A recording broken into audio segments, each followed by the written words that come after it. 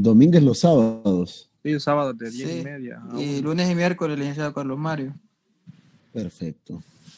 Han quedado bien entonces. Bueno.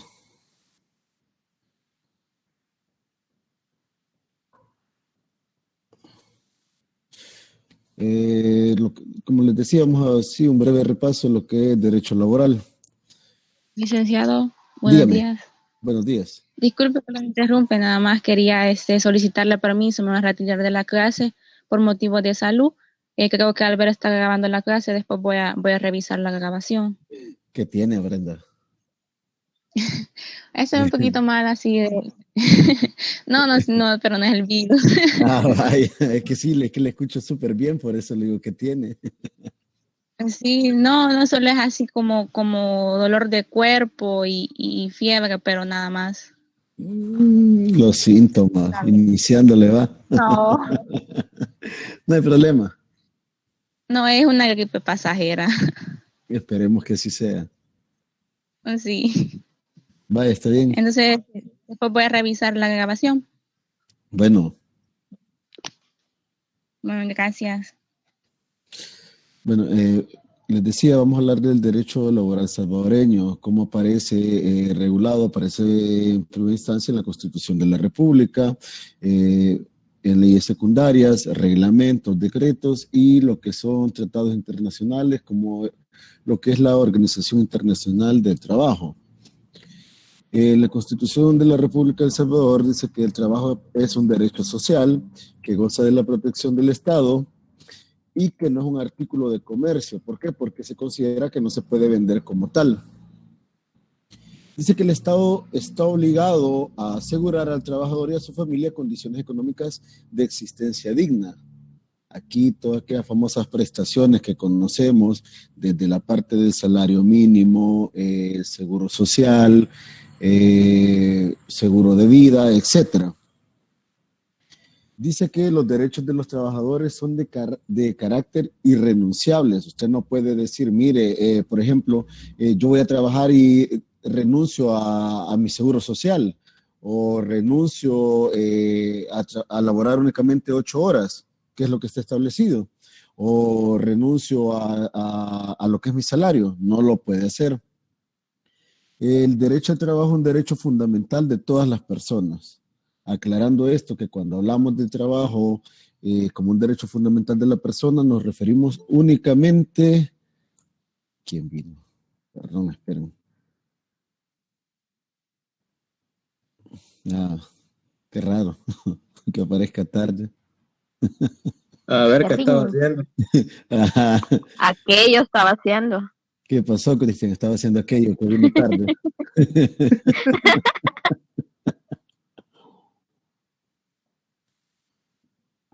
Bueno.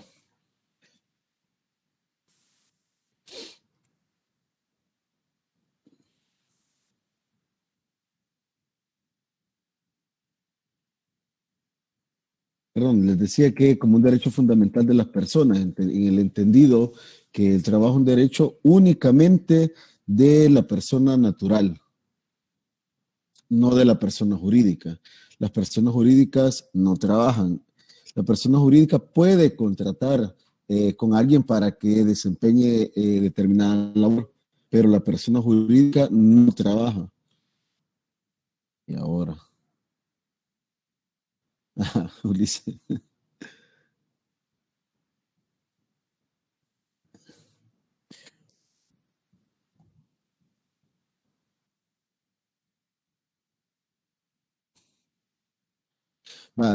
Eso aparecía primero en la parte de la Constitución. Ahora vámonos a lo que sería la ley secundaria, es decir, el Código de Trabajo.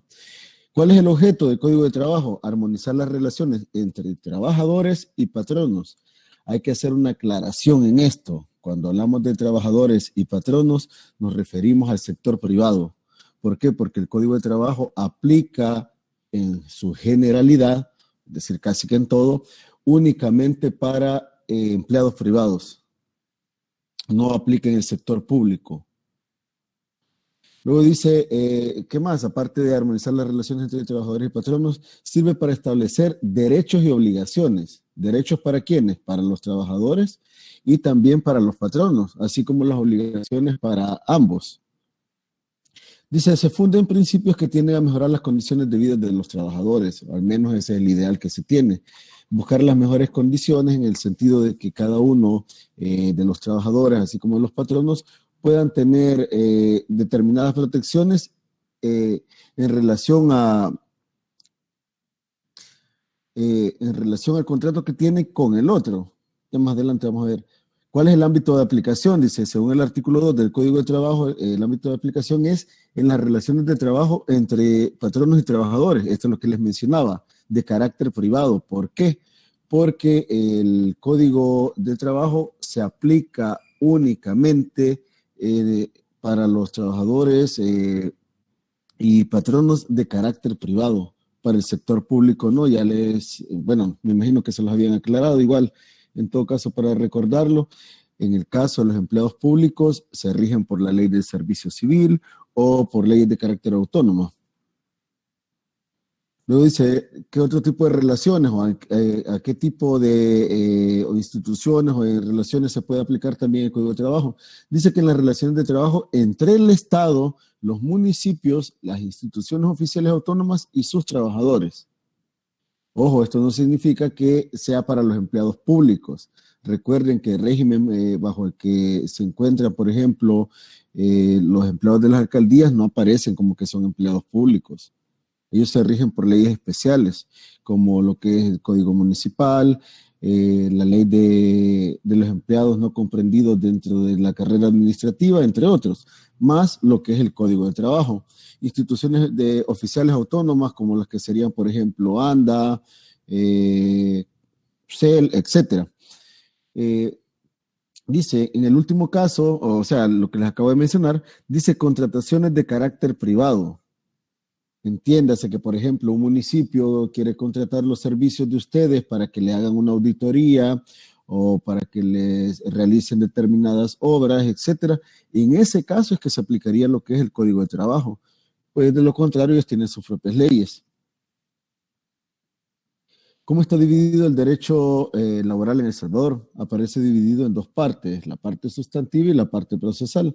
La parte sustantiva es lo que ustedes conocen como el Código de Trabajo, que curiosamente en ese mismo está la parte procesal, que la parte procesal no es nada más que la forma en la que se van a desarrollar o a ventilar cuando existe alguna vulneración de derecho, cuando queremos dar por terminado un contrato, etcétera. ¿Cómo aparece esta parte sustantiva? En el Código de Trabajo aparece en los primeros 3 libros. Libro 1, 2 y 3 es lo que es la parte de los derechos. Derechos de los trabajadores y de los patronos. Luego, la parte adjetiva procesal, es decir, que cómo se va a desarrollar la misma, lo encontramos en el libro 4 del Código de Trabajo. Hay un libro 5, dice que este libro 5 habla de lo que son las sanciones administrativas y el modo de imponerlas, es decir, la forma en la que se va a tratar esta parte de sanciones administrativas, y esto corresponde al Ministerio de Trabajo, que es quien se encarga de eso. ¿Qué es lo que aparece en el libro primero? Hablamos de lo que son los derechos individuales. Por ejemplo, pregunta que ¿quién es el trabajador? ¿Alguien recuerda quién es el trabajador? Es la persona física y corpórea que presta sus servicios a un patrono. Perfecto. ¿A cambio de? Una remuneración. Una remuneración llamada salario. A cambio de una remuneración llamada salario, correcto. Si no existe el factor de salario, entonces no estaríamos hablando de lo que es un trabajo. ¿Quién es el patrono?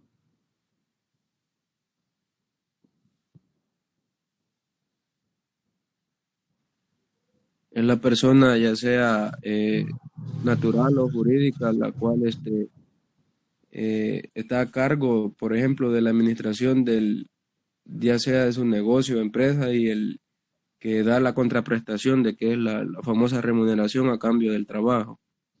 Perfecto. Entiéndase, por lo tanto, que es aquel que tiene el poder de decisión.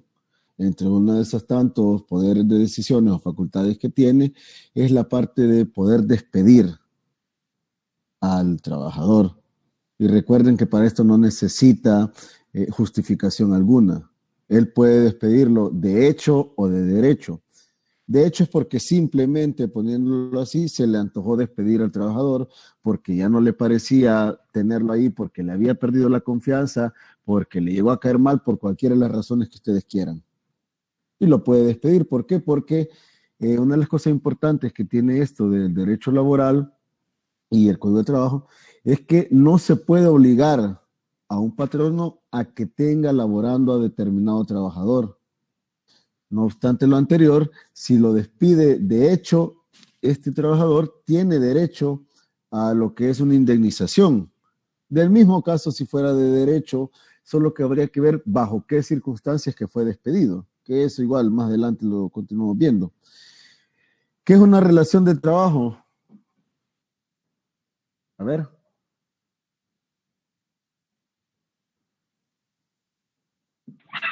La que se da entre el patrono y el trabajador. Es aquella que, sí, es aquella que se da entre el patrón y el trabajador, pero ¿en qué sentido? Existe una subordinación por parte del trabajador para con el patrono. Perfecto, existe una subordinación, es decir, una dependencia dentro de esa relación de trabajo. El trabajador presta lo que es su servicio a cambio de un salario, el patrón es el obligado a pagar por ese servicio y tiene el poder de decisión. En ese caso está lo que acabamos de mencionar, el trabajador está en una subordinación en relación con lo que es el patrono. ¿Qué es un contrato de trabajo?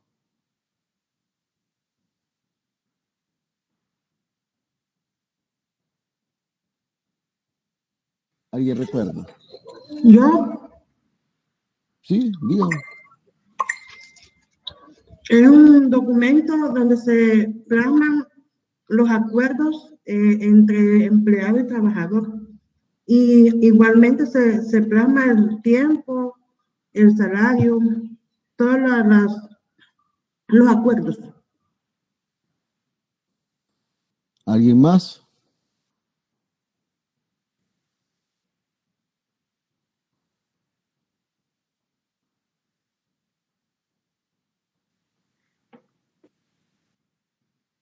Por ahí lo mencionaban, que decían así en pocas palabras, que no es nada más que el acuerdo de voluntades entre un trabajador y un patrono a cambio de prestar determinado servicio bajo la condición de recibir un salario. Y ahí podemos hablar que puede existir contratos individuales o contratos colectivos. Luego viene la parte de las obligaciones y prohibiciones mutuas que tienen. Luego, ¿cuáles serían las causales de terminación del contrato? Indemnizaciones por despido injustificado, salarios, vacaciones, aguinaldos, que son la parte de los beneficios que puede gozar el trabajador. Y luego pasamos a esta parte de los sujetos del derecho de trabajo. ¿Quiénes son los sujetos del derecho de trabajo? Dice que son entes o personas entre las cuales se establece una relación de carácter jurídico laboral. ¿Por qué de carácter jurídico laboral? Pues por lo que mencionábamos, que uno va a prestar un servicio a cambio de que el otro le pague determinada remuneración. ¿Quiénes son los sujetos del derecho de trabajo? El trabajador y el patrono, dice. Ya habíamos aclarado que esta parte del trabajador y el patrono estamos hablando siempre del ámbito de carácter privado. Dice el trabajador. ¿Quién era el trabajador? Lo que acabamos de mencionar, que por ahí creo que lo mencionó Vladi o Cubillas, no recuerdo quién de los dos. Decía que es una persona natural, física, corpórea y humana. Lo que mencionábamos, que un trabajador no puede ser una persona jurídica. Siempre un trabajador tiene que ser una persona natural. Dice que es quien presta un servicio o ejecuta una obra para otro u otros, pues puede trabajar para una sola persona o para varias personas. Y estas personas, como decimos, pueden ser personas naturales o personas jurídicas. Se encuentra bajo una dependencia, percibe un salario o remuneración, eso a cambio del servicio que está prestando, y tiene una edad mínima de 12 años para poder laborar. Si reúne estos requisitos, entonces estamos hablando de que estamos en presencia de lo que es un trabajador. Vamos con el patrono. ¿Quién es el patrono? Dice que puede ser una persona natural, física, corpórea, humana, o bien una persona jurídica, un ente ficticio, como lo conocemos. Es quien debe de pagar el salario o remuneración. Se encarga de gobernar, mandar, dirigir, ordenar y administrar lo concerniente a el tipo de obra o trabajo que se esté realizando. Dice que es el propietario y dueño, pero que no siempre, propietario y dueño no siempre reúne la calidad de patrono. ¿Por qué?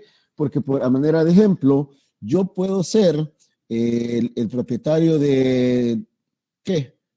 Voy a decir que hablemos de una oficina jurídica para que lo pongamos dentro de los términos que conocemos.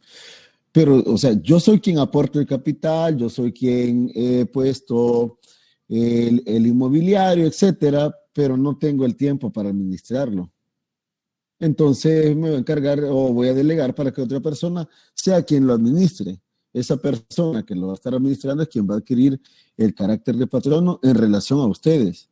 Esa persona va a ser quien me va a representar, esa persona es la que se va a encargar de firmar sus cheques, de revisar lo que son sus planillas, etcétera. Entonces la situación de subordinación o la dependencia no es que la van a tener conmigo, la van a tener con esa persona que yo voy a tener delegada, aunque yo sea el propietario y dueño del local o del lugar. Y dice que también el patrón no tiene las facultades para despedir, que era la parte que les mencionaba, que él perfectamente lo puede hacer cuando él quiera. Que será diferente que porque el despido fue de hecho y no de derecho, que le va a tener que pagar una indemnización, eso es otra cosa. Pero la ley no lo puede obligar a usted como patrono a que tenga a X trabajador laborando con usted a la fuerza. Eso sí no se lo puede hacer la ley. Usted simplemente dice que ya no le pareció y que ya no lo quiere tener ahí y lo puede despedir. Claro, como les decía, con la respectiva indemnización. Patrono como persona jurídica, dice, ¿quiénes pueden ser? Puede ser el Estado, pueden ser los municipios, pueden ser las instituciones oficiales autónomas, pueden ser las sociedades, las asociaciones, los sindicatos, las iglesias, los patronatos, las cooperativas y los CDE, dice, entre otros. El patrono puede actuar, dice, como sujeto de derecho público, que es cuando está regulado por la ley de servicio civil, que es la parte que les decía, que por lo menos para los empleados públicos nosotros nos regulamos por la ley del servicio civil. En cambio, los empleados de carácter privado pues se tienen que apegar a lo que es el Código de Trabajo.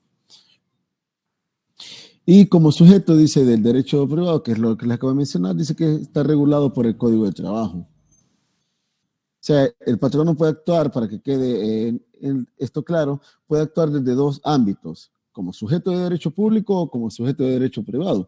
Pero si es desde el ámbito del derecho público, se va a regir por la ley del servicio civil, y si es desde el ámbito del derecho privado, pues por lo que establece el Código de Trabajo.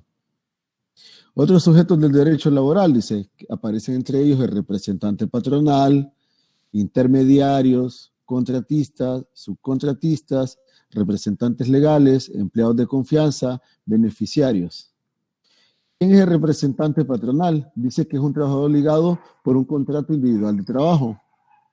Tiene un alto nivel de mando, también tiene un poder decisorio, sus órdenes deben de ser acatadas como si se tratara del patrón. Son los medios de relación entre el patrono y los trabajadores. La parte que yo les decía, o sea, puede que yo sea el dueño, pero no me voy a encargar de ser el patrono, sino que voy a buscar un representante. Entonces esta persona es la que se va a encargar de mediar, de solucionar cualquier conflicto, de cualquier cosa que pueda suceder entre los trabajadores y mi persona. Como él va a ser el patrón, entonces con él es que se deberían de entender. Dice que puede demandar al patrono como cualquier otro trabajador. Él me puede demandar a mí. ¿Por qué razón? Porque él tiene una relación laboral conmigo. Representante patronal, dice, la ley estableció que es una presunción de derecho. Sus actos son como realizados exactamente por el patrón. Es decir, lo que él haga es como que yo le hubiera ordenado que lo hiciera. El patrón no se ve obligado y responsabilizado de lo actuado por el representante patronal. todo lo que él haga, como es mi representante patronal, se encargó tal vez de despedir a alguien, o sea, él, o sea, por ese poder que yo le había otorgado, por esa calidad que él tenía, de todo lo que él haga, yo tengo que responder. Y entre ellos pueden ser, dice, gerentes, administradores, jefes de personal, caporales, mandadores, supervisores, manager, etc. ¿Quiénes son los intermediarios? Pues dice que son personas que contratan personal a nombre del patrono. Son personas autorizadas expresamente para poder hacerlo, o porque el patrono recibe el trabajo de las personas contratadas por el intermediario. No tienen ninguna relación de trabajo, dice. Y no manda, no gobierna ni administra. Está limitado a la contratación de personal únicamente. Lo famoso, estas personas que se encargan de recursos humanos. ¿Quiénes son los contratistas? Dice que son unas personas encargadas de ejecutar determinadas obras, una obra, dice, o de realizar un trabajo con recursos propios a favor del dueño de la obra, o de realizar un trabajo con adelantos, anticipos que le dé el dueño de la obra, y en la relación con sus trabajadores es patrono. A manera de ejemplo, vamos a suponer que Isaías, yo busqué a Isaías para que él se encargara de realizar una auditoría y busca determinadas personas, y por ejemplo busca a Enoch, busca a Raquel y busca a Tere. En ese caso, yo contraté los servicios de Isaías. Entonces Isaías se va a convertir en un contratista. ¿Qué ocurre con esto? Sucede que él necesita otras personas para que puedan ayudarle a desempeñar lo que era esa función de la auditoría. Entonces viene él y contrata les decía, a Tere, a Enoch y a Raquel. Entonces la relación de trabajo, ¿quién va a ser el contratista aquí? En este caso va a ser Isaías.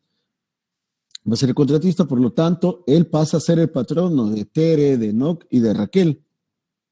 Dice que el dueño de la obra no es patrono, o sea, yo no tendría ninguna relación con lo que es Tere, Enoch y Raquel. Quien tendría la relación como tal sería Isaías. Dice, el dueño de la obra no es patrono, si se le interpone una demanda, esta será inepta. Cualquier problema que tenga, como les decía, Raquel, Enoch o Tere, tiene que demandar a Isaías. ¿Por qué? Porque en ese caso de los contratistas, él es el patrono. Si me quieren demandar a mí, pues la demanda va a ser inepta, se les va a declarar improponible, etc. Subcontratistas, dice, hacen trabajo para el contratista empleando su propio personal. Es patrono respecto de sus trabajadores gozan del beneficio de la solidaridad. Puede demandar tanto al contratista como al subcontratista, o a que le ofrezca más solvencia. No puede excusarse pretendiendo pagar únicamente su parte. Aquí, al contrario de lo que aparecía en el contratista, aquí sí existen subcontratistas en el hecho de que, vamos a suponer que Raquel, Enoch y Tere buscaron otras personas para que igual les ayudaran a ellos serían subcontratistas. Ellos, perfectamente, estas otras personas que buscaron, vamos a suponer que es Larios, la niña que se fue, Brenda, y Lucy, que sean las personas que fueron subcontratadas, ellos pueden demandar o bien a Isaías, o bien a Tere, a Raquel y a Enoch. Ellos van a buscar quién sea el más solvente, quién sea el que tiene más posibilidades de pagarles. Eso es de los beneficios que tiene esto de cuando aparecen como subcontratistas, y no pueden decir, no, miren, o sea, solo voy a pagar la parte que corresponde. No, tienen que responder por todo.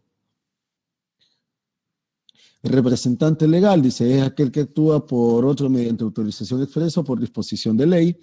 Es una persona natural, representante de una persona natural, o en el caso de los menores de edad, pues sabemos que son sus padres. Dice, puede ser también representante de una persona jurídica, una sociedad, el presidente de la junta directiva o quien establezca la escritura de constitución. Pues en la misma se establece quién va a ser el representante legal a la hora de fundar determinado ente ficticio. Dice, puede ser también de un centro social o municipio. Generalmente, en el caso de los municipios, es el síndico. Él es el que ostenta la representación legal.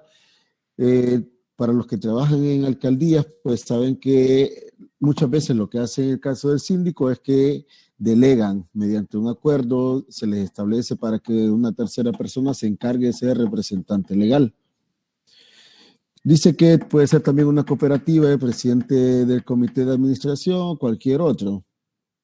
Los empleados de confianza. ¿Quiénes pueden ser empleados de confianza? Dice que todas aquellas personas que por su comportamiento o honestidad se les da cargos de confianza. Aquella persona en la que usted cree que puede ser su palabra, su mano derecha, como se le conoce.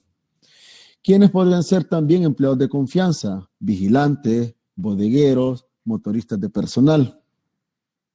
A diferencia del representante patronal, el empleado de confianza no manda y no dirige.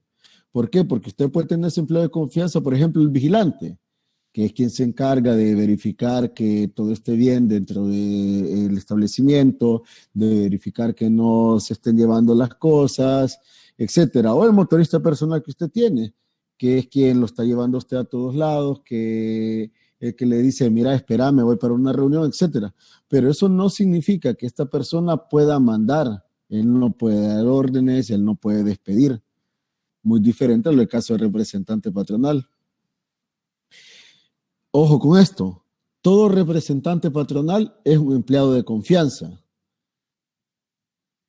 pero no todo empleado de confianza es un representante patronal. ¿Por qué? Porque yo puedo decir, por ejemplo, se me dio el nombre de esta niña. ¿Cómo se llama? La niña que es de allá por la tierra de la piña. Recuérdenme. La Griselda. Griselda, correcto. Por ejemplo, yo dijera, vaya, Griselda, usted va a ser mi representante patronal. En ese caso, Griselda es una empleada de confianza mía. ¿Por qué? Porque yo le estoy otorgando las facultades para que todo lo que ella realice sea como que si yo lo he ordenado. Y por lo que ella cometa, sea bueno o malo, yo tengo que responder.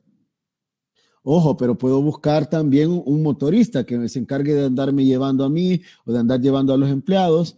En ese caso, también va a ser un empleado de confianza, pero eso no significa que esa persona, solo por el hecho de ser un empleado de confianza, tenga las facultades de poder mandar o de poder dirigir dentro del establecimiento que yo tengo.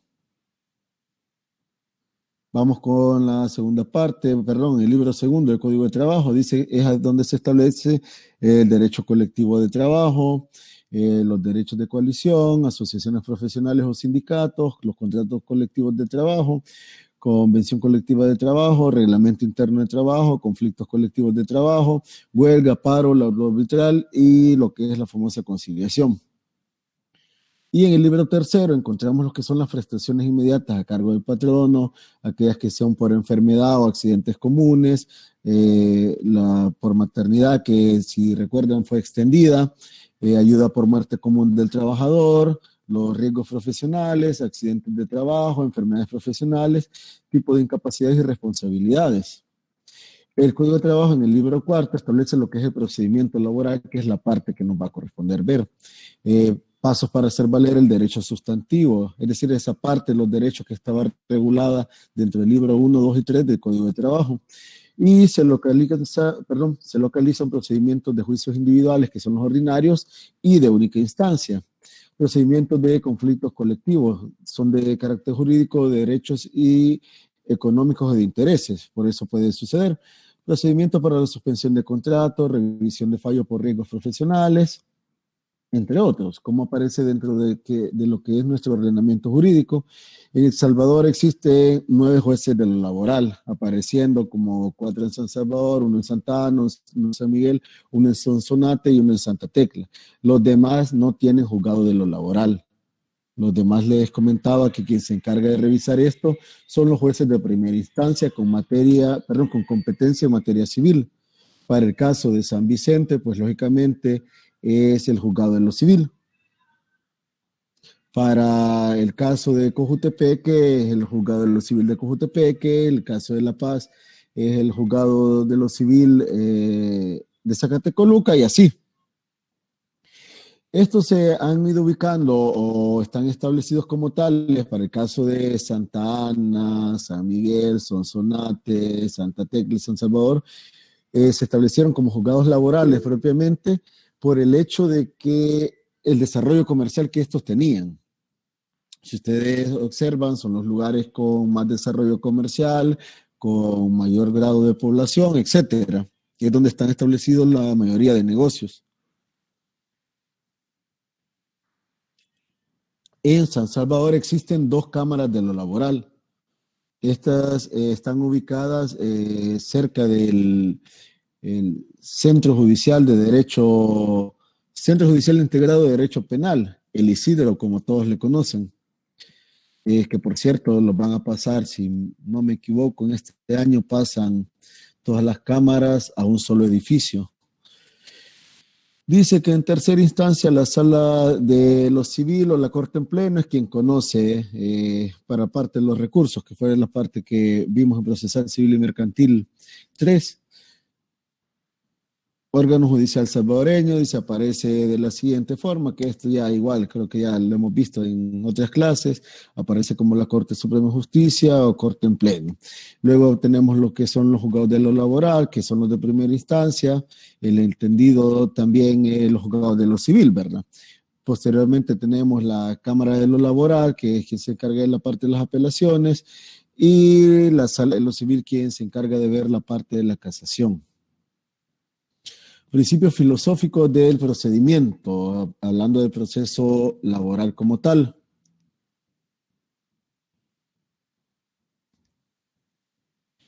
Dice que uno de los principios filosóficos es la brevedad. ¿Por qué? Porque estaríamos hablando que no es exactamente como un proceso ejecutivo, pero sí tiene la misma celeridad. Lo que busca es garantizar la protección del empleado en relación al patrono. ¿Por qué? Porque usted sabe que, por ejemplo, si no le está cumpliendo lo que establece su contrato, o si, a manera de ejemplo, lo despidió y no le quiere dar la respectiva indemnización o no le quiere dar nada, lo que busca es asegurar el sostenimiento del trabajador para con su familia en relación con el patrono. Dice que, bueno, sí, es lo mismo, lo de la solución pronta, lo que busca es agilizar esta parte para que pueda tener su sustento, o al menos para que pueda tener la parte que le corresponde, mientras busca un nuevo trabajo, en el supuesto que podría encontrarlo. Dice que busca evitar dilaciones indebidas, no es como en los otros procesos que tiene que esperar que las partes lo estén impulsando, no, aquí todo va corriendo prácticamente de oficio. Va orientado a resolver de inmediato las prestaciones demandadas. Usted lo que necesita es que o lo reinstalen o que le paguen lo adeudado o que le cumplan con la parte de algún seguro que tenga o con la parte del pago porque usted fue incapacitado por X enfermedad y no se la quieren pagar, etcétera. Y considera las prestaciones como el patrimonio del trabajador, es decir, su todo. Ya hemos hablado que, por lo menos hablando de materia de derecho civil, el patrimonio es el conjunto de derechos y obligaciones, es un todo. Entonces lo que busca es asegurar estas prestaciones para el trabajador. La jurisdicción dice que es la facultad que tiene de administrar justicia de conformidad a las leyes de la República y que es un poder que está limitado. ¿Limitado a qué? A lo que establece lo que es el Código de Trabajo o lo que podríamos utilizar como la OIT. Corresponde exclusivamente al órgano judicial. No existe otro órgano. Usted no puede decir que va a llevar, por ejemplo, su conflicto, lo va a llevar a que se lo resuelva un ente ajeno a lo que es el órgano judicial. ¿Por qué? Porque el órgano judicial es el único encargado, es el único facultado para administrar justicia, porque la ley así lo establecen y porque es el que tiene que velar porque se cumplan sus prestaciones, así como sus obligaciones. Jurisdicción y competencia. Dice que la jurisdicción es la que distingue entre quienes le ejercen y quienes no le ejercen. Competencia distingue entre los que ejercen, quienes conocerán el caso, materia, territorio, y esto pues las reglas que ustedes ya conocen. El caso del domicilio, a dónde es que laboraba, quién es el competente, porque a lo que hablamos, si es un juzgado de lo laboral, si existe un juzgado de lo laboral, por ejemplo, usted quiere demandar en Santa Ana porque es del domicilio de Santa Ana, no va a ir al juzgado de lo civil, va a ir al juzgado de lo laboral, porque ahí existe un juzgado de lo laboral, igual que para el caso de San Miguel. Aquí, en el caso de San Vicente o en el caso de Zacatecoluca o de Cojuto, usted no va a ir a buscar demandar por un proceso laboral en el juzgado de familia. Si ya sabe, ya está establecido que el competente para ese caso, donde no existe un juzgado de lo laboral, va a ser el juzgado de lo civil del lugar.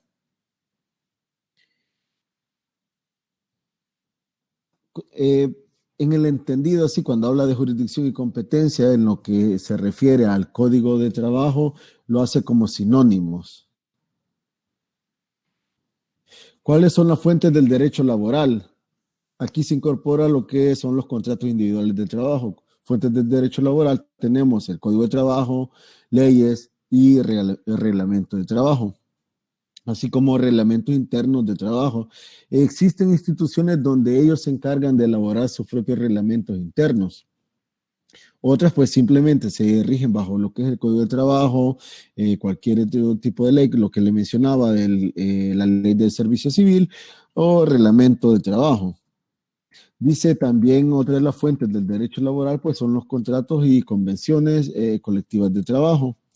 Arreglo directo o avenimiento ante el director general de trabajo, es decir, que usted va al Ministerio de Trabajo y logra arreglar, ese se convierte también en una fuente de derecho laboral. Los laudos arbitrales, costumbres de las empresas, de la manera que sea para resolver. Porque hasta ahí llegamos con esa parte. Quiero ver si tenía algo más por acá. Hasta el momento todo bien, ¿se entiende? ¿O se me fueron a dormir? Todo bien hasta el momento. Sí, Lee, se entiende. Perfecto, perfecto. Tengo una pregunta yo, licenciado. Dígame.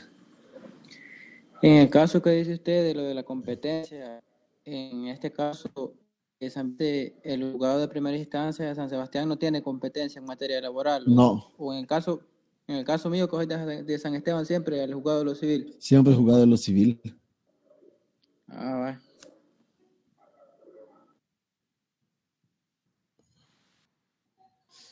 Quiero ver, esto es de lo mismo que acabamos de hablar. Sí, aquí.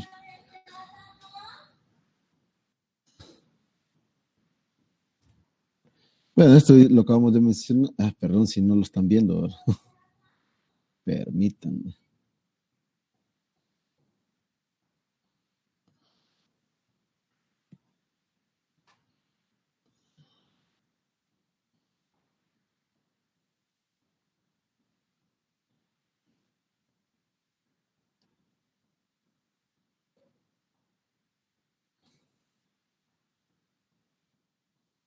Ahora sí, hablamos de esta parte, igual aparece aquí esto del trabajador. Bueno, esto sí es lo que, para continuar, ¿cuáles son las obligaciones que tiene el trabajador? Una de las obligaciones es la de prestar servicios personales. Logran verlo en pantalla, ¿verdad? Solo me confirmo. Sí. Perfecto.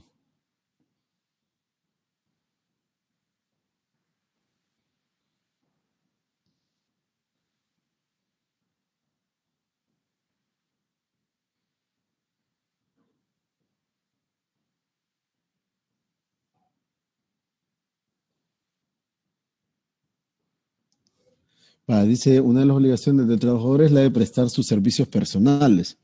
¿Qué significa esto? Significa que debe hacerlo por sí mismo, sin posibilidad de enviar o sustituir o enviar un sustituto en su lugar. Esto debido a que el empleador celebre el contrato en atención a las características físicas, intelectuales, psicológicas de la persona misma del trabajador y no de acuerdo al patrimonio que éste tenga. Es decir, si a usted se le contrata para que realice determinada labor, usted no puede enviar a otra persona para que haga esa labor en su nombre. ¿Por qué? Porque la relación de trabajo existe entre el patrono y usted. Por eso dice que tienen que prestar sus servicios de manera personal, son indelegables. Quien va a recibir el pago es usted, que a quien lo contrataron, ya sea por la confianza, o sea que vieron usted características, como dice, físicas, intelectuales, psicológicas, etcétera, es a usted. No va a ser a su hermano, no va a ser a su esposo o a su esposa, a su novio, etcétera, a quien usted va a mandar, porque la relación de trabajo es con usted. ¿Cuáles son las obligaciones del trabajador? Dice, continúa con lo mismo, prestar su servicio bajo dependencia y subordinación. Dice que el elemento característico del contrato de trabajo es la dependencia del trabajador con respecto del empleador, lo que hemos dicho, de que está obligado a cumplir, a subordinarse, a hacer lo que manda el patrono. La relación de dependencia se expresa en varios aspectos. Dice que puede ser, por ejemplo, una dependencia de carácter económica. En general, la remuneración es indispensable al trabajador para satisfacer sus necesidades primarias de vida y es el empleador quien tiene la propiedad o disponibilidad de los medios materiales necesarios para la prestación de estos servicios. Es quien paga.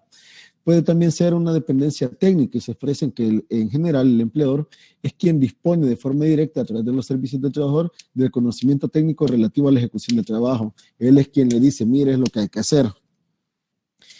Dice el otro, el elemento característico, finalmente la dependencia jurídica, dice que consiste en la potestad que tiene el empleador o el patrono de dar órdenes al trabajador dentro de los límites legales y contractuales y la obligación del trabajador es de cumplirla. O sea, él le puede decir, mira, anda a hacer determinada obra o anda a realizar determinada investigación, etcétera, siempre y cuando esté dentro de los parámetros de lo que lo ha contratado.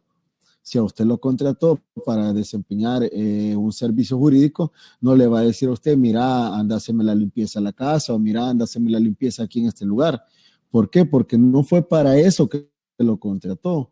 Lo contrató usted específicamente para que prestara sus servicios jurídicos. Siguiendo con esto, la obligación del trabajador dice que cumplir con los lugares y tiempos estipulados para trabajar significa que debe apegarse a un horario preestablecido, en términos particulares, en el contrato en general, en la reglamentación de la empresa. Está establecido que, por ejemplo, usted lo contrataron y el horario de trabajo en el lugar es de 7 de la mañana a 3 de la tarde, a manera de ejemplo. Podría ser más. Entonces, usted tiene que estar en el lugar que designen a la hora que está establecida. Usted no va a decir, no, la verdad es que voy a trabajar desde mi casa, salvo las condiciones que ahorita se están viviendo, ¿verdad? Pero lo contrario, usted tiene que desempeñar sus labores en el lugar que el patrono establece y dentro del horario establecido por él mismo. Dice que también significa hacer en el lugar que el patrono determine, lo que decíamos, dentro de la sede del empleador, como en la mayoría de los casos, o fuera de ella, como el trabajo de los conductores de vehículos o de los viajantes, o incluso el domicilio propio del trabajador, dependiendo del tipo de trabajo para el que usted lo hayan contratado. Debe seguirse una reglamentación interna de la empresa, dice. Si el empleador ha fijado algunas reglas al interior de la empresa que regulen el comportamiento y manera de trabajo que se debe observar en su interior, entonces el trabajador debe seguirse a ellas. Sucede que a usted le dijeron, mire, durante esté aquí dentro de la empresa, usted no va a poder estar usando el celular, no va a poder estar tomándose selfies, no va a poder estar hablando por teléfono. Si utiliza el teléfono, lo va a utilizar únicamente a la hora de tomar sus alimentos. Digamos que le establecen un pequeño snack a eso de las 11 o 10 de la mañana, que creería que eso jamás va a ocurrir, y la hora de almuerzo, que esa sí se la deben de respetar. En la mayoría de lugares le dan 40 minutos. Hay lugares donde puede disponer de una hora, dependerá. Pero usted debe ceñirse a eso, no va a decir usted, mire, es que yo no pude comer a tal hora, entonces voy a comer a las 3 de la tarde o a las 2 de la tarde. Porque a la hora de almuerzo usted dijo, me voy a dormir porque andaba cansado. No, usted tiene que respetar las reglas que establece el lugar donde usted está laborando. Dice, como contrapartida, algunas legislaciones ofrecen la posibilidad que el trabajador influya de alguna manera en la fijación de esta reglamentación interna, o bien que esta pueda ser objeto de negociación colectiva a través de los sindicatos, aquí es donde los famosos sindicatos llegan para hacer las respectivas negociaciones de las cosas que ellos quieren incluir existen sindicatos que han logrado mediante los contratos colectivos de trabajo que se establezca, por ejemplo, que tengan lugares apropiados para que el trabajador pueda descansar términos de 30 minutos o de 1 hora. Eso dependiendo si él quiere hacerlo o no. ¿Cuáles son las obligaciones del trabajador en el Código de Trabajo? Estas las encontramos en el artículo 31 del Código de Trabajo. La primera dice desempeñar el trabajo convenido. A falta de estipulaciones, el que el patrón o sus representantes les indiquen, siempre que sea compatible con su actitud, condición física y que tenga relación con el negocio o industria que se dedique el patrón. O lo que les decía, ustedes están contratados para determinada labor, no los van a poner a hacer una labor muy diferente.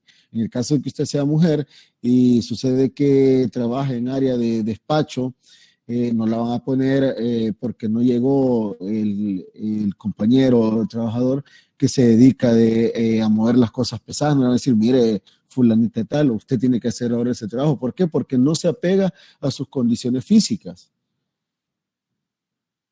Luego dice obedecer las instrucciones que recibe el patrón o de sus representantes en lo relativo al desempeño de sus labores. Desempeñar el trabajo con diligencia y eficiencia apropiada en la forma, tiempo y lugar convenido. Guardar rigurosa reserva en los secretos de la empresa, los cuales tuviera conocimiento por razón de su cargo, y sobre los asuntos administrativos cuya divulgación pueda causar perjuicio a la empresa. Usted de todo lo que se dé cuenta y que sea de carácter laboral, usted no lo puede andar diciendo. ¿Por qué? Porque está obligado a guardar con celo, a mantener el secreto cualquier cosa que pueda afectar el funcionamiento de la empresa.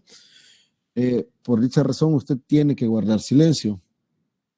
Entre las mismas establece observar buena conducta en el lugar que trabaja, en el desempeño de sus funciones, restituir al patrón en el mismo estado en el que le entregó los materiales que le ha proporcionado para el trabajo y que no hubieran sido utilizados, salvo que dichos materiales se hubieran destruido o deteriorado por el caso fortuito, fuerza mayor o por vicios provenientes de su mala calidad o defectuosa fabricación. Usted le dieron un vehículo para que se encargara de realizar sus labores, usted lo debería de entregar en las mismas condiciones. No, cuando hablo de las mismas condiciones no significa que no va a tener su desgaste, su depreciación.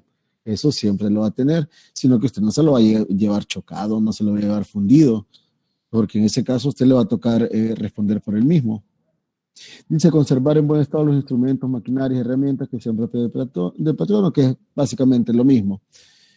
Prestar auxilio en cualquier tiempo que se necesite, cuando por siniestro o riesgo inminente dentro de la empresa peligre la integridad personal o los intereses del patrono o sus compañeros de trabajo. Sucede que ocurrió algún accidente, agarró fuego el local de trabajo, pues usted tiene que estar presto, que si le llaman, hay necesidad de trasladar X cosas, usted tiene que hacerlo, siempre y cuando tampoco ponga en peligro su vida, ¿verdad? Pero vamos a suponer que ya apagaron un incendio que puede haber ocurrido, usted debería o tiene la obligación de llegar a ayudar a trasladar las cosas, etcétera.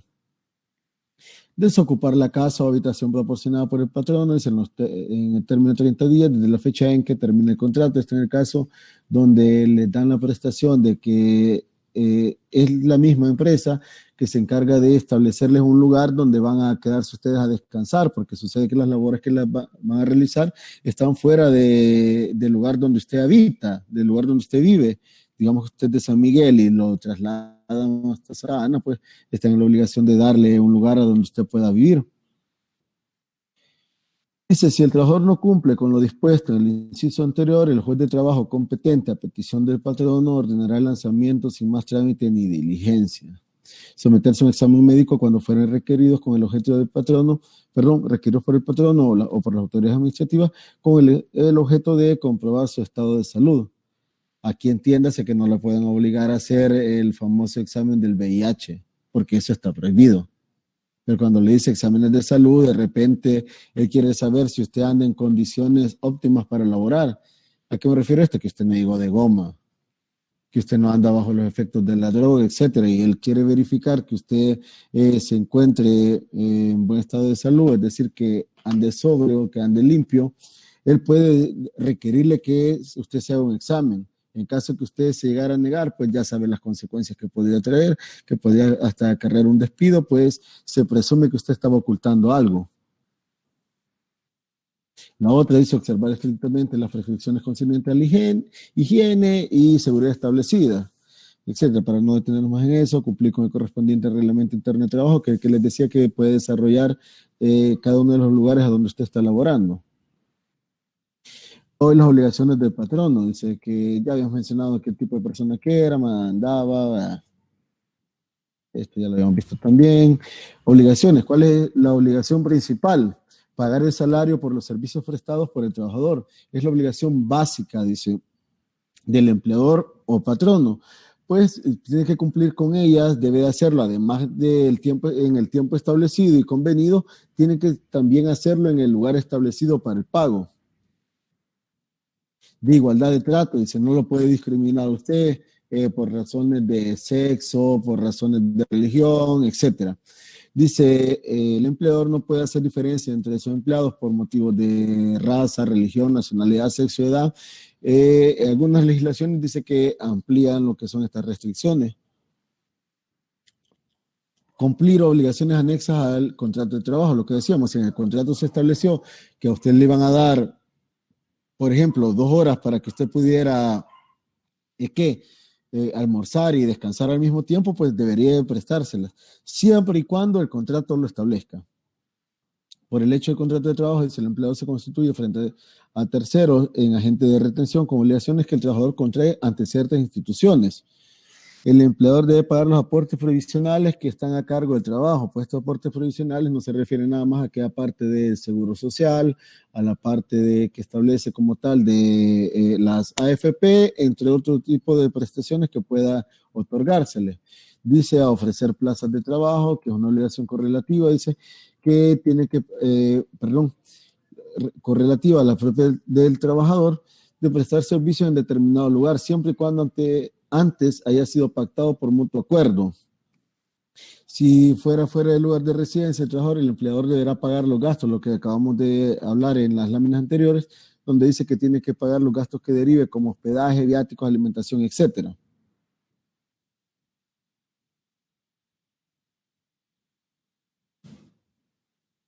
Ojo con esta última parte antes de que se nos vaya a quedar. Esto en el supuesto de que usted estaba en un lugar y lo han trasladado a otro. En ese caso debería de ser. Pero, por ejemplo, si usted de aquí de San Vicente y le ofrecen una plaza de trabajo ya en Santa Ana, tenga por seguro que no le van a decir, mira, no, hombre, venite para acá, te vamos a pagar donde vivir, te vamos a dar viáticos, te vamos a dar la alimentación. Para nada. Le van a ofrecer una plaza de $500 y vea usted cómo hace. Busque dónde vivir, lleve su comida, levántese temprano para viajar si no quiere quedarse en determinado lugar, porque en la realidad sí es. No cree usted que le van a ofrecer, salvo que usted le van a ofrecer un cargo de una gerencia, un puesto así súper importante y que no existe otra persona que pueda cumplir con esa plaza, entonces sí le van a ofrecer todo eso. Pero de lo contrario, los simples mortales no nos van a ofrecer algo de lo que está estableciendo aquí. Cumplir con la reglamentación sanitaria laboral, dice el empleador tiene la obligación legal de mantener las condiciones saludables del trabajo. El empleador, debe realizar todos aquellos desembolsos que impliquen mejoras razonables a la seguridad del lugar de trabajo sin perjuicio de la disciplina que el trabajador se le niegue a hacerlo. El Estado establece relación laboral con sus servidores, en estos casos regidos por el Código de Trabajo, en otros de la Ley de Servicio Civil, que es lo que habíamos hablado, o especiales que reglamentan ciertas carreras como la parte civil, la docente, militar, judicial, etcétera. Obligaciones del patrono en el Código de Trabajo están reguladas en el artículo 29. Dice que a pagar el salario en la forma, cuantía y fecha establecida en el capítulo 1 del libro tercero del título tercero del libro del Código de Trabajo. Segundo, pagar al trabajador una prestación pecuniaria, es decir, en dinero. No le puede pagar en especies, hay que aclarar eso. A usted le tienen que pagar siempre en dinero. A usted no le van a decir, mira, venía a desempeñar X trabajo y te voy a pagar con el producto que yo vendo.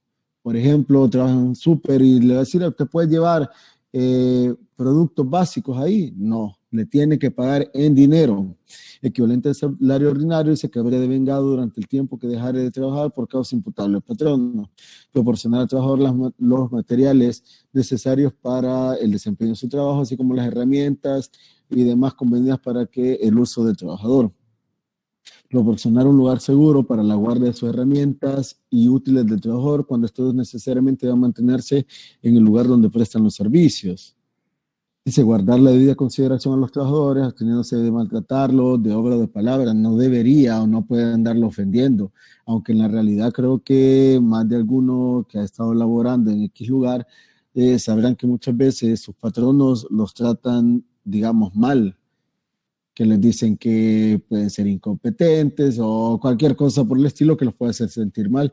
Eso no debería de ocurrir, pero en la práctica, como todos saben, o los que ya han desempeñado algún cargo, incluso cuando han estado de meritorios, saben que eso puede pasar en un juzgado o en cualquier lugar donde se encuentren laborando.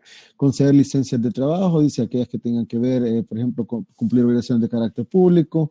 A usted lo han llamado, como en el caso de una compañera que gana por ahí como $600 mensuales, que la han llamado a prestar un servicio al Tribunal Supremo Electoral, pues el tribunal tiene, el empleador o patrono tiene la obligación de darle esos permisos, no se los puede negar. ¿Por qué? Porque la ley ya establece que usted como trabajador, como empleado, a usted si lo buscan para realizar determinada labor que esté dentro de lo estipulado por la ley, es obligación de su empleador o patrono darle dichos permisos. Dice también como para cumplir obligaciones familiares relacionadas con lo que requieren la presencia, por ejemplo, que se le muere un familiar o tienen un familiar enfermo. En el caso de familiar enfermo, pues únicamente aplica para el caso de ascendientes y descendientes. Entiéndase que sus padres o en el caso que tenga sus hijos y el caso de su cónyuge. Usted no puede decir que porque su primo está enfermo o que por su suegra está enferma, o sea, usted no puede decir eso. Usted puede ir porque sus padres están enfermos o puede ir porque sus hijos están enfermos y a todo esto le van a tomar en consideración si usted es la única persona que puede realizar el cuidado de ellos. ¿Por qué? Porque si son varios los que pueden, tienen la disponibilidad, a usted le van a decir que no. Tiene más hermanos, le van a decir que van a ser hermanos a cuidarlo. Dice, para que durante el tiempo necesario pueda desempeñar las comisiones indispensables en el ejercicio de su cargo. Mantener el número suficiente de asientos o sillas a disposición de los trabajadores en las casas comerciales, oficiales, esto es para que puedan descansar. Pagar al trabajador los gastos de ida y vuelta, dice, cuando por razones de su servicio tenga que trasladarse a un lugar distinto de su residencia. Esto les decía en el único supuesto que usted está laborando, por ejemplo, aquí en San Vicente y le digan, mira, tenés que ir a San Salvador a hacer determinado trabajo. Entonces, en ese caso, sí está en la obligación de pagarle lo que son viáticos, digamos. Pero si usted es de aquí, no fue contratado aquí, sino que le están ofreciendo un servicio en otro lugar, perdón, le están ofreciendo un trabajo en otro lugar, pues en ese caso no le van a dar lo que es nada. Cumplir con el correspondiente reglamento interno de trabajo, todas las que pongan este código, etcétera. Sobre las obligaciones y prohibiciones, dice que el Código de Trabajo señala obligaciones y prohibiciones recíprocas a patronos y trabajadores. ¿Cuáles serían estas?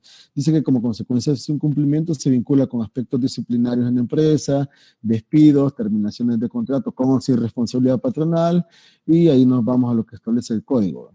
Causas de terminación de contratos sin responsabilidad patronal, dice que en el caso aparece incumplir o violar al trabajador gravemente cualquiera de las obligaciones o prohibiciones emanadas en alguna de las fuentes a que se refiere el artículo 24, causas de terminación, perdón, por incumplir o violar el patrono gravemente cualquiera de las obligaciones o prohibiciones, este es lo que acabamos de pasar, y ahí se terminaba esto. ¿Hasta acá se entiende? ¿O se me aburrieron ya? Sí se entiende. ¿Seguros? Sí, se entiende, licenciado. Perfecto. Otro.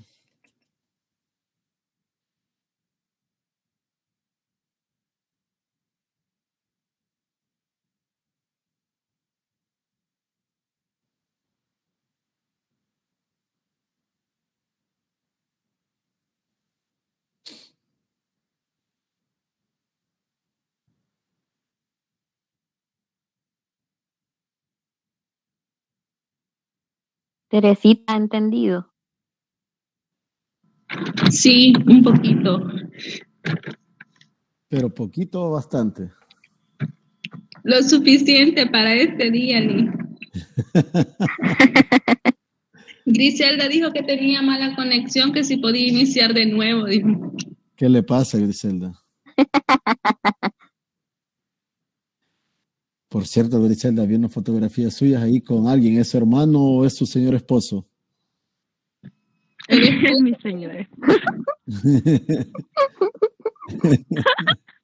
No, es que la vi bien romántica ahí.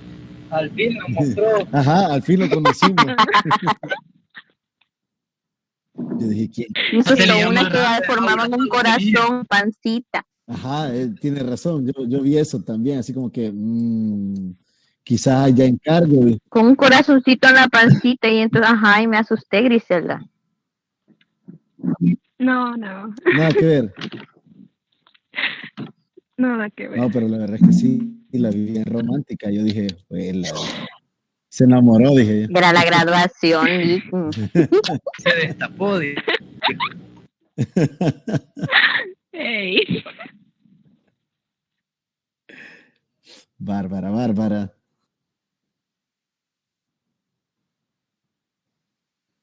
Esperen, por aquí creo que encontré ya.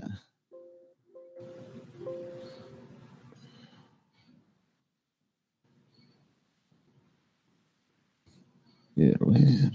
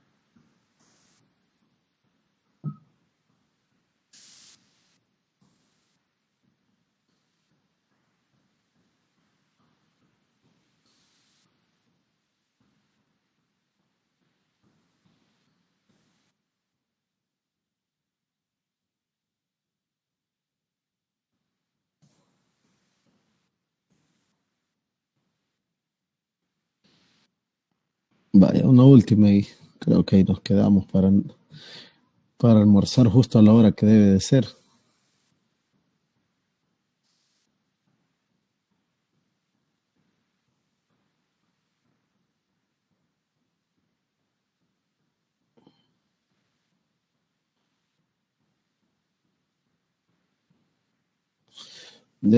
Esta parte de lo que tuvieron que haber visto en el Derecho Laboral 2. Habla de lo de la extinción del contrato. ¿Cómo se extingue? Se puede extinguir por la voluntad del empleador o patrono. Dice que la regla general es que el libre despido en el sector privado, lo que establecíamos, lo que les decía. O sea, para el caso del Código de Trabajo se reserva el derecho, el patrono o empleador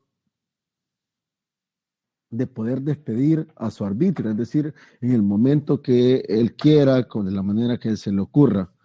Que tendrá que pagar una indemnización, eso va a ser muy diferente. pero no se le puede obligar a que mande una persona laborando. Distinto es el caso de los empleados públicos.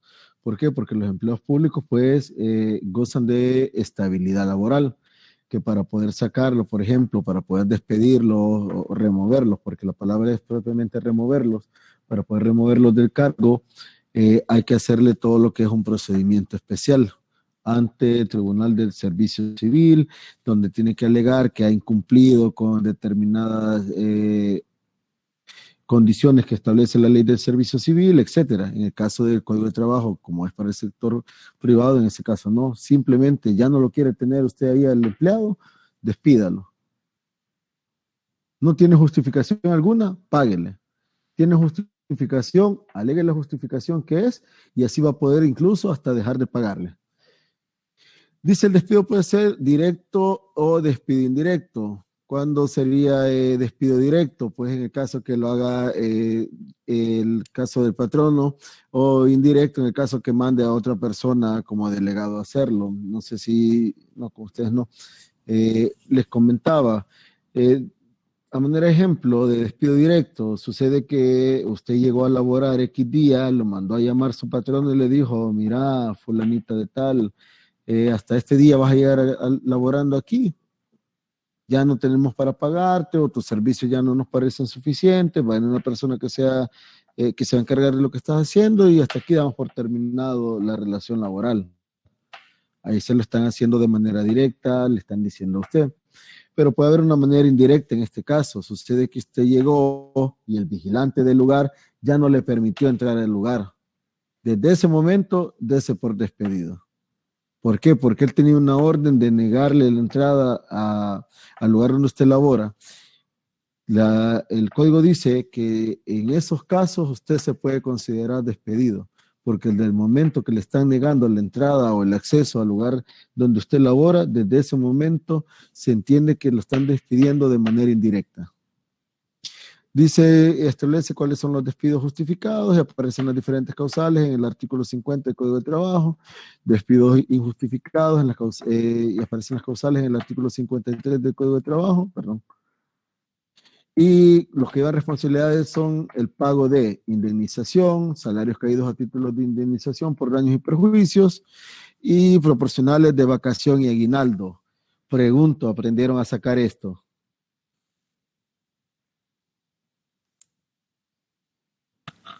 No, al menos yo no. No, nadie creo, o no sé.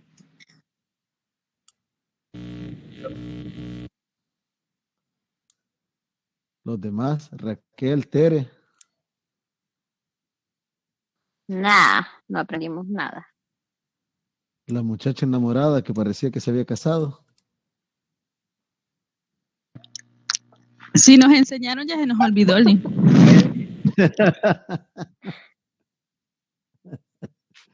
Teresita de gallina. ¿A dónde sé quién está comiendo gallina ahorita? Yo. Tere, veamos la cámara ahí. Lee, no sea malo. Ahí al grupo le mando. Donde el grupo la ha mandado y bien rico se ve. No había visto el chat aquí.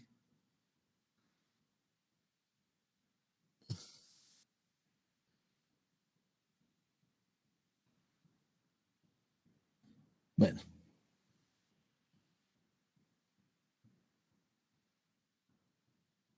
Vamos a ver esa parte entonces, pero lo vamos a para la siguiente clase, esto de cómo se sacan las indemnizaciones, porque sí, me gustaría que lo aprendieran. En el caso de un despido, en el caso de pago de aguinaldos, cómo sería esta parte de lo proporcional, cuándo es que tiene derecho y cuándo no, lo de los salarios caídos, proporcional de vacaciones y aguinaldos. Eso lo vamos a ver en la siguiente clase. Y dice, por voluntad del trabajador.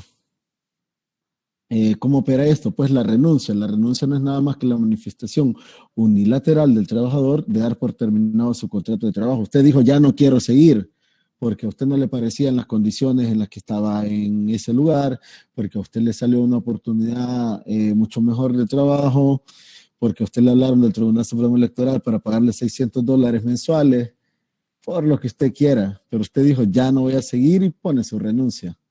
¿Verdad, Raquel? ¿Qué? Nada.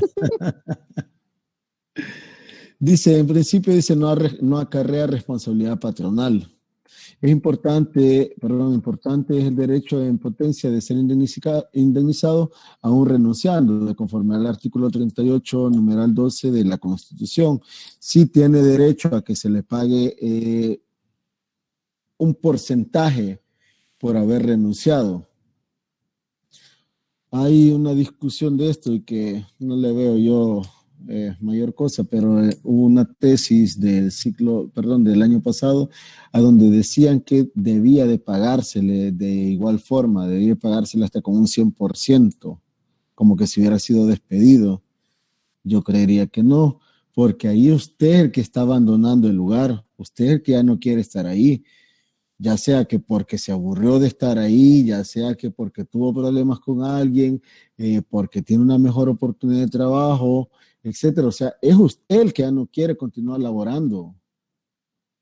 Estaría de acuerdo que le paguen el 100% en el caso de que usted es despedido sin justa causa. ¿Por qué? Porque ahí le están cortando a usted la posibilidad de seguir devengando. Significa que usted no está organizado, no está esperando usted, no ha dicho usted, mañana me despiden, voy a comenzar a guardar dinero. O sea, nada, usted no está preparado para eso. En cambio, si usted tiene la intención de renunciar es porque usted se venía preparando de manera psicológica, de manera económica, etcétera, para dicha renuncia, porque sabía que quizás usted iba a emprender algún negocio o porque usted sabía que lo iban a pasar o había conseguido trabajo en un lugar donde iba a ganar mejor y ya tenía sus ahorros para que mientras comenzaran a pagarle en el otro lugar, pues poder subsistir. Por esa razón creería yo que no debería de, no le encuentro lógica, la verdad, esa tesis de que decía que debía de pagársele el 100% si estaba renunciando. La verdad es que no. Diferente es que cuando salen los famosos decretos transitorios donde, por ejemplo, usted es empleado de una institución pública y le dicen los que tengan tantos años de laborar, pues le vamos a pagar a tanto, por ejemplo, a un salario por año. Usted gana $1,000, tenía 12 años, le van a dar $12,000. Pero es que si no es bajo ese decreto, pues seguramente solo le van a dar la tercera parte, que corresponde, si ganaba $1,000, estamos hablando que son 300 y algo, y que eso es lo que corresponde, multiplíquelo por los 12 años y eso es lo que le van a dar. Pero ahí será muy diferente. Aquí en el caso que yo les decía, sí no me parece y no estoy de acuerdo por el hecho que si usted es el que renuncia es porque usted tiene una mejor oportunidad o porque usted ya no se quiso levantar temprano para ir a trabajar o por cualquier razón, pero que no es imputable al patrono, sino que es muy decisión suya, cuestión interna, sin importar la justificación que tenga. Dice, la renuncia debe constar por escrito y si es un instrumento privado no autenticado debe ir en hojas del Ministerio de Trabajo o ante el juez de trabajo, que es el juez de lo laboral o el juez en materia civil, ¿verdad? Pero en todo caso, usted tendría que hacerlo por escrito. Usted no puede solamente renunciar de palabra. Dice, de esta forma le permite excepcionalmente excepcionarse válidamente al patrono. ¿En qué sentido? En que no tiene que pagarle a usted ese 100% del que estamos hablando, sino que usted fue el que se fue del lugar, usted es el que dijo que ya no quería continuar, entonces el patrono no tiene ninguna obligación de darle, de pagarle el 100%. Otros motivos de extinción de trabajo, dice, por voluntad de ambas partes. Ambas partes convienen y dicen, no, mire, ya no queremos seguir, ya no vamos a ejecutar esta obra, ya no vamos a continuar la relación de trabajo.